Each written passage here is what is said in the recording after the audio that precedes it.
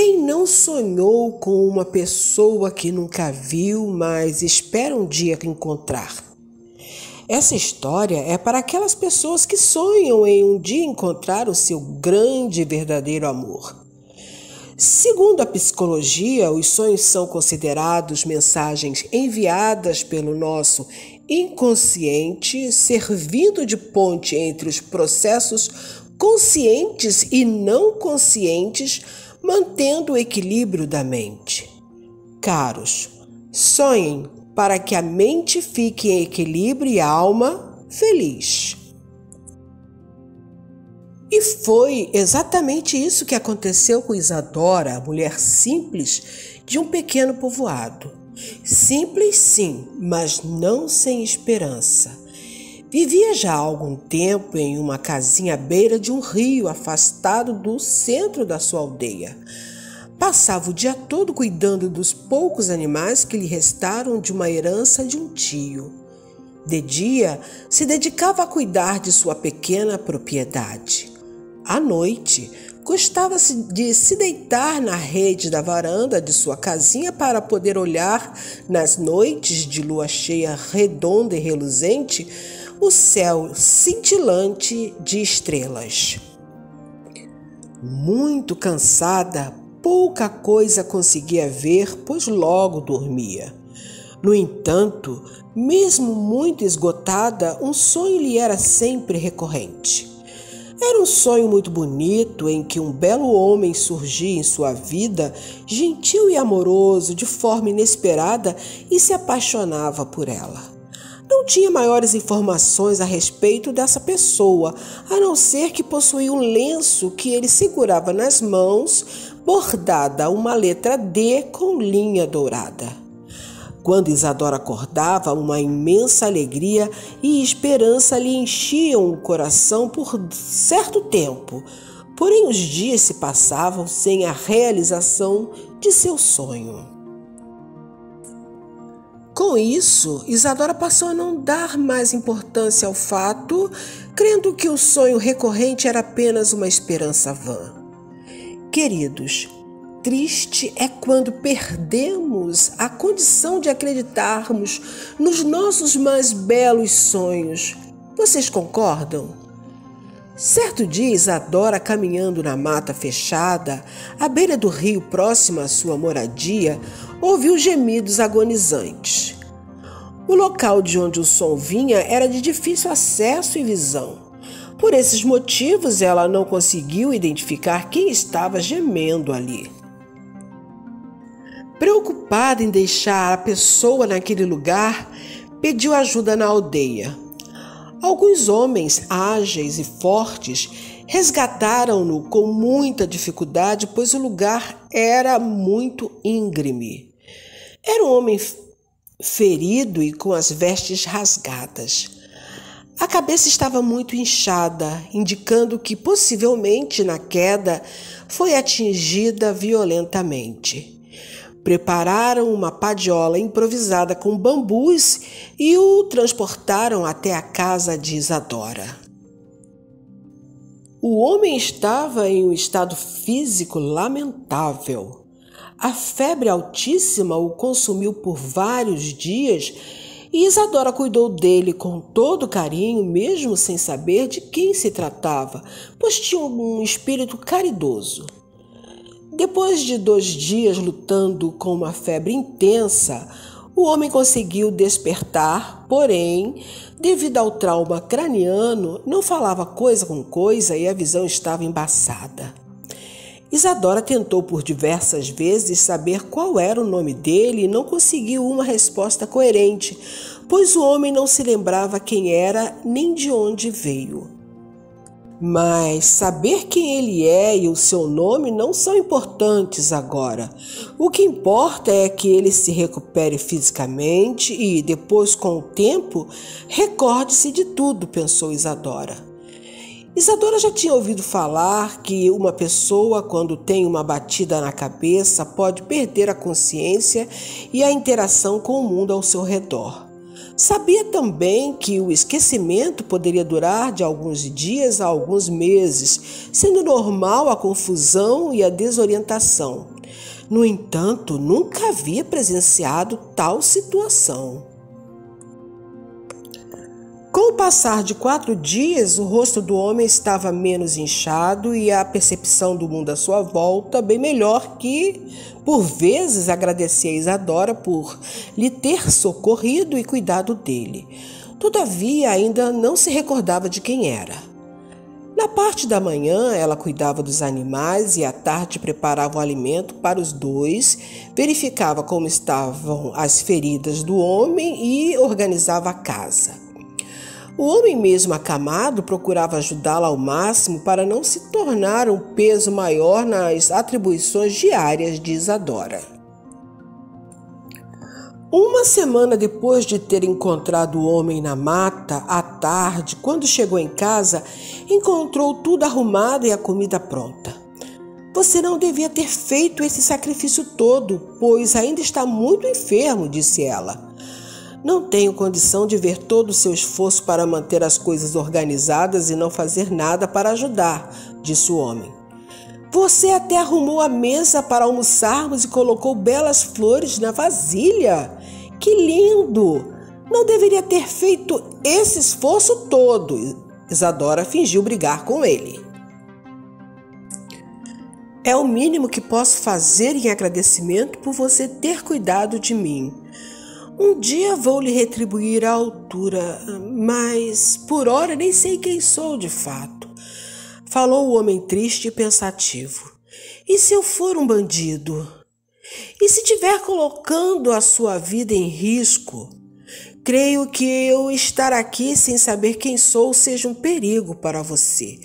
Falou o homem abaixando os olhos. Imediatamente Isadora lhe respondeu. Bem, eu vou te chamar de Peter. Bem, Peter, mesmo não sabendo quem você é, há certos detalhes sobre o caráter de uma pessoa que não se podem esconder. Se você fosse um homem ruim ou procurado pela lei, certamente eu já teria notado. Ele sorriu e a convidou para almoçar.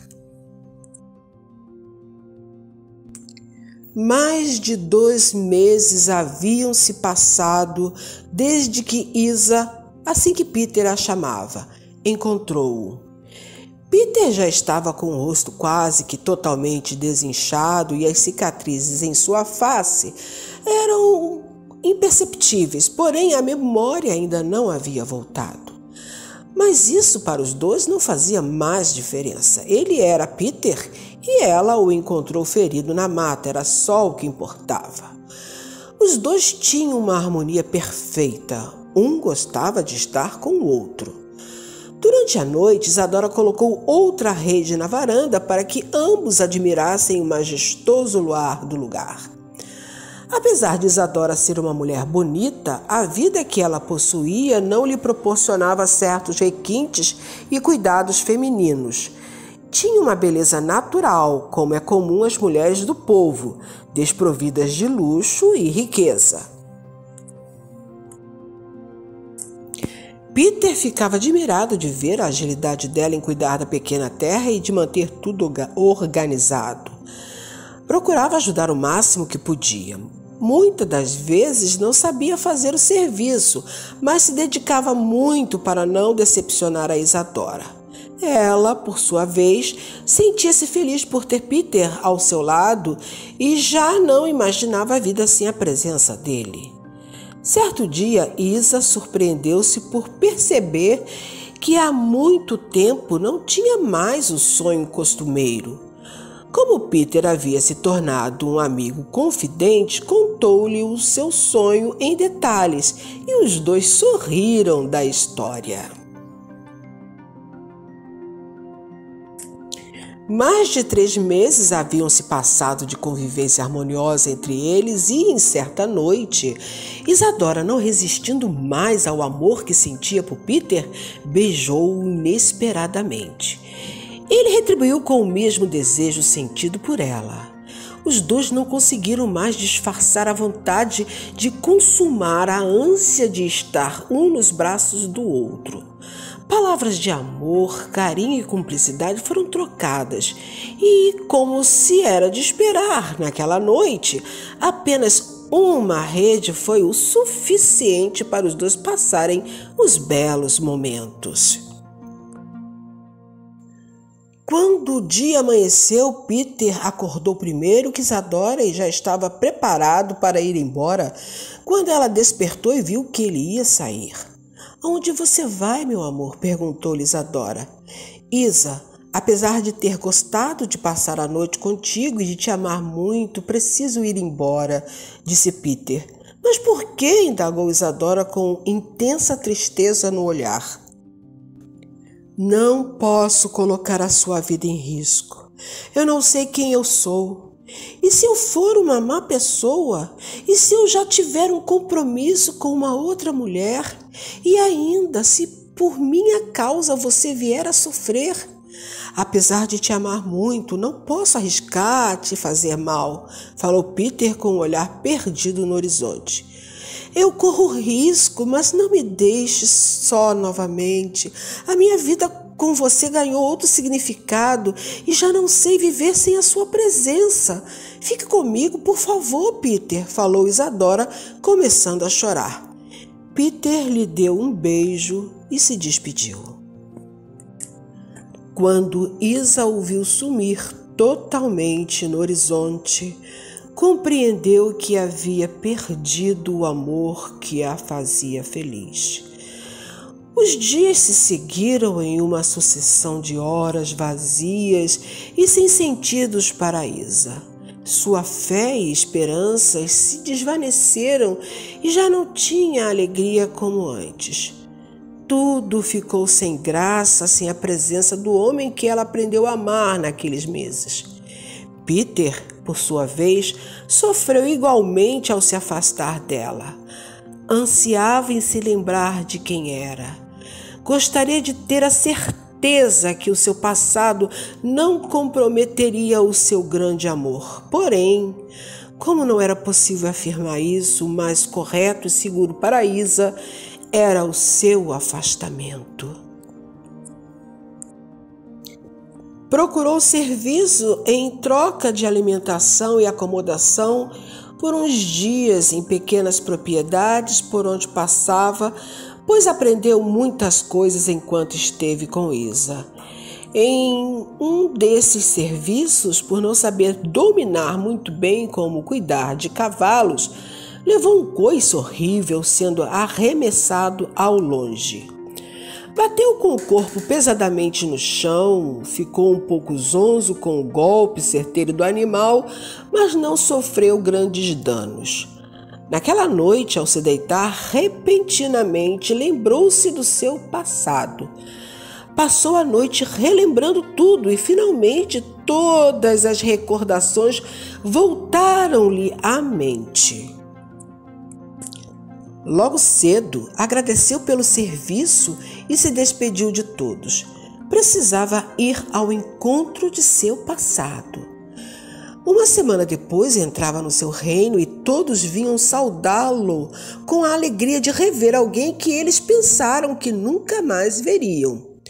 O rei Caleb não pôde se conter diante da imagem que via e lágrimas de felicidade rolaram em seu rosto. Era o seu filho Darian, que havia voltado da morte. Sim, da morte, meus caros. Então Darian soube de todo o ocorrido. O príncipe Darian cavalgava com seus soldados por uma estrada estreita e à beira de um penhasco, quando seu cavalo empacou diante de um pequeno animal que surgiu em seu caminho. Com a freada abrupta do cavalo, Darian perdeu o equilíbrio, caindo na grande ribanceira. Os soldados fizeram imediatamente várias buscas à procura dele, mas o lugar era de difícil acesso e, pelo tipo da grande queda, uma pessoa jamais poderia ter sobrevivido àquele acidente.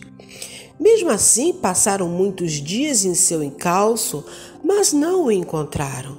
O rei, depois de aguardar algumas semanas da queda de seu filho, foi obrigado a declarar a sua morte e o reinado aceitou o triste fim de príncipe Darion. O príncipe detalhou ao pai tudo o que lhe ocorreu naqueles meses longe do castelo e também lhe contou sobre Isadora, a sua salvadora e mulher que ele amava. O rei, então, deu ordens para que o filho trouxesse Isadora à sua presença, pois queria conhecer tão notável pessoa. Assim fez Darion. Preparando-se para ir buscar o grande amor de sua vida, mexeu em seus pertences quando encontrou um lenço bordado em fio de ouro. Nele estava registrada a letra D. Sou eu? Ela sonhou comigo esse tempo todo, sorriu o príncipe recordando-se de sua amada. Alguns dias após, Isa estava cuidando de sua pequena propriedade quando ouviu galopar de vários cavalos à distância. Apurou a visão para ver quem estava entrando em suas terras e não conseguiu antecipar sobre o que se tratava. Esperou que a comitiva se aproximasse mais a fim de obter maiores informações. Viu que à frente marchava um homem que parecia um nobre, seguidos de guardas. Ao se aproximarem, ela reconheceu quem estava à frente da comitiva. Peter! Deu um grito de felicidade. Ele desmontou e se ajoelhou diante dela, tomando-lhe a mão para beijar, dizendo: Peter, não, minha querida, príncipe Darion de Village, seu futuro marido.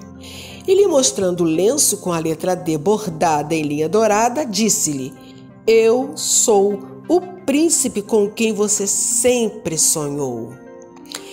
Isadora abriu um largo sorriso e lhe beijou amorosamente. Bem, eu não poderia terminar essa história sem lhes dizer, meus caros, que, segundo Freud, os sonhos são traduções de nossos desejos e da realização destes. Portanto, permitam-se sonhar.